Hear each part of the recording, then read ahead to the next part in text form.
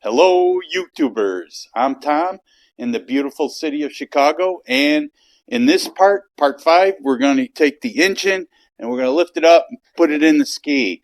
One thing before I do that is I was always concerned about the bottom end being sealed up properly. See, when I put the bottom end together with the crankshaft, there are two halves that seal together. Some people say use gasket maker, others don't. The Jetski came without gasket maker in there, so I went without gasket maker. Now, if anybody's knowledgeable about this, weigh in on it. Let me know what's going on. All right, here we go.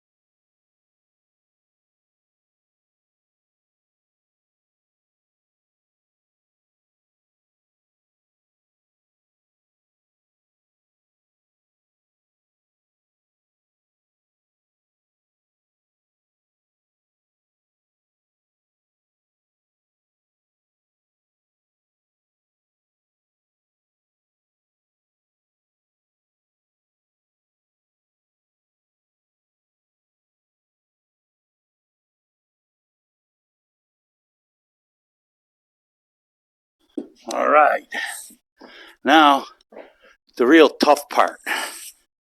And if you can see, I'll get you down there. This coupler right here, I got to get that lined up. Let me put you over on this side.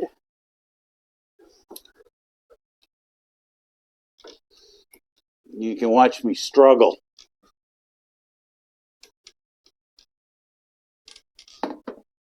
With this, trying to get that lined up.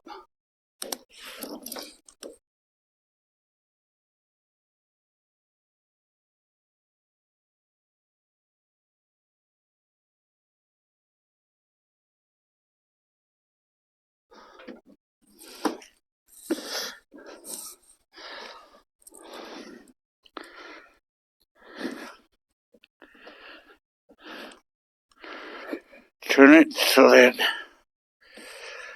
all right, now if I could just, there we go, kick it. All right, so coupler's looking pretty good. Let's get some bolts in.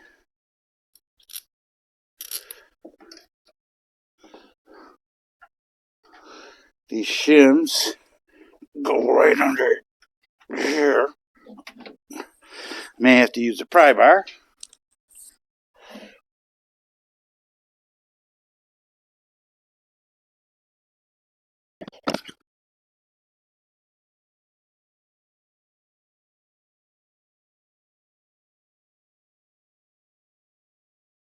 All right, we've got the bolts threaded in.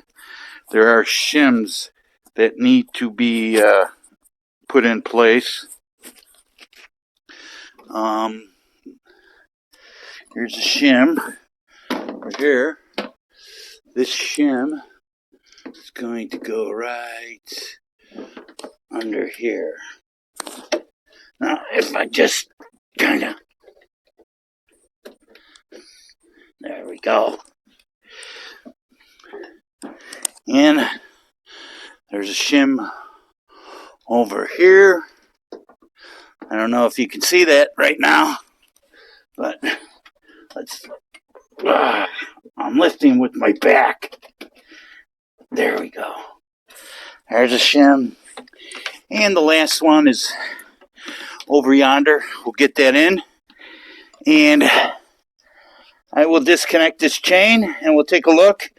And we have to line this motor up correctly. There's play that needs to be done. All right, we have it installed. Let me get this chain off and we'll get back to work.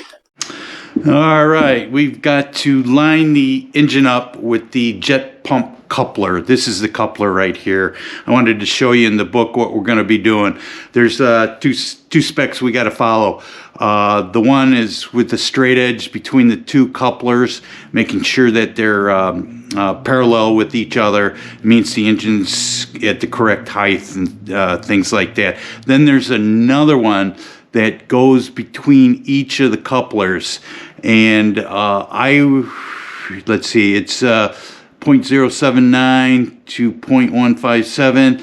I'm going with 0.112. What I have is a drill bit here that I can use. This is a 0.122 inches, and I can use that to feed it in and, between the coupler. Now, let me get you positioned. All right, guys, a little change of plan. I got a new rubber coupler. This goes in between the coupler for the jet pump and the coupler for the engine. I also purchased extra shims. They gave me 4 different sizes, 4 each of different sizes. There's 1, 2, they're all in there somewhere. Oh, there's 4 in there. There's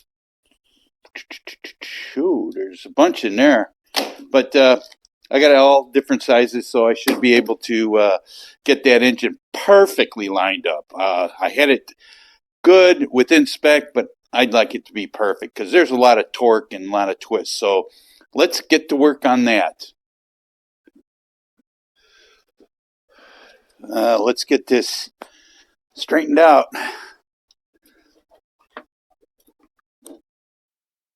All right, we're going to get this new coupler in there. Putting it in, I discovered that it fits a lot tighter. It's snugger.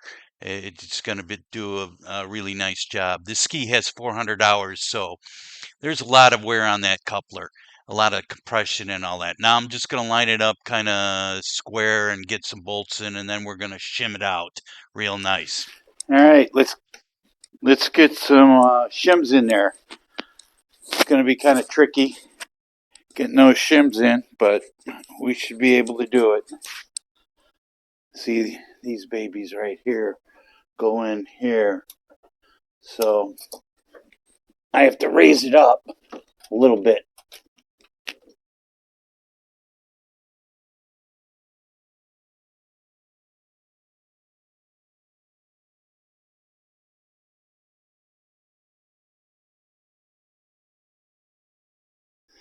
Oh my gosh, what a difference that made.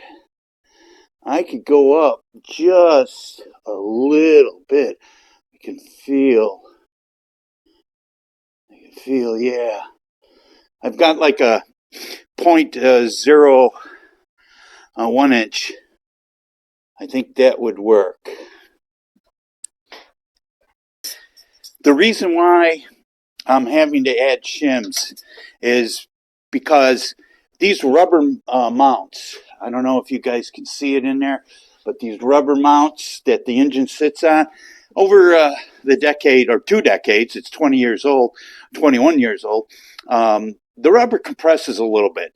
It was out of spec, or it was within spec, but it was too close to the edge of the spec. So raising it up a little bit will get it all lined up perfectly, and it will run nice and smooth.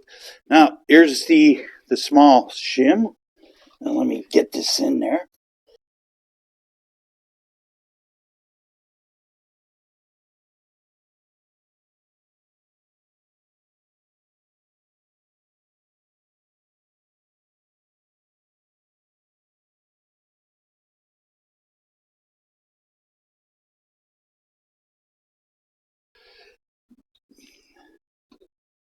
It's tight. That's good. That is good.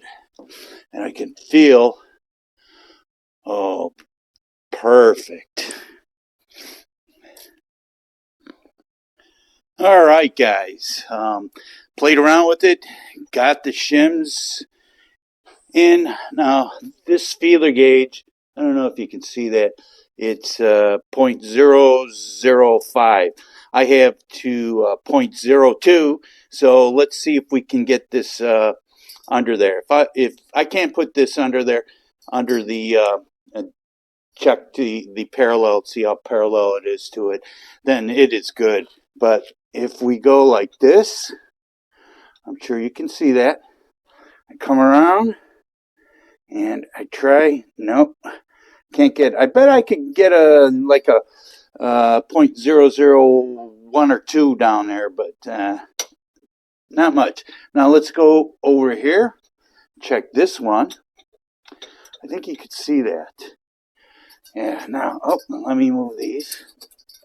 Get them out of the way there. Now, check this.